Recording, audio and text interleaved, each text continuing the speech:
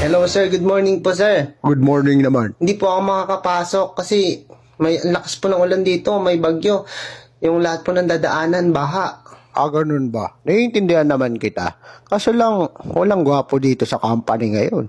Hinihintay pa naman ng mga babae, yung mga ganyang agwapo. Yung ganyang itsura kasi yung gusto ng mga babae para maging inspirasyon nila. Parang timang si sir. Di mo ba napapansin, mas ganado magtrabaho yung mga babae kapag ka nandito ka? Mas marami silang nagagawa kasi may artistahin dito pag nandito Di ka. naman, nakakasar to. Gwapo, absent, walang ganun. Hindi naman. Maganda kasi yung sales ng company kapag nandito ka eh. Iba yung inspiration na kukuha sa iyo. Nakakainis kayo sir. Ikaw, kung sure ka na talagang ayaw mo pumasok, pero walang gwapo talaga dito sa company pag wala ka eh. Wait lang sir, titignan ko rin kung mayroon naman ako nabiling bangka. Papunta na ba ako dyan? Yun naman pala. Sige eh. na sir. Dadating na yung kahawig ni John Lloyd dito sa work. Huy, hindi na. Sige, wait ka Nakakainis. namin ah. Sige na po. Kano katagal? Mga 2 minutes na dyan ako.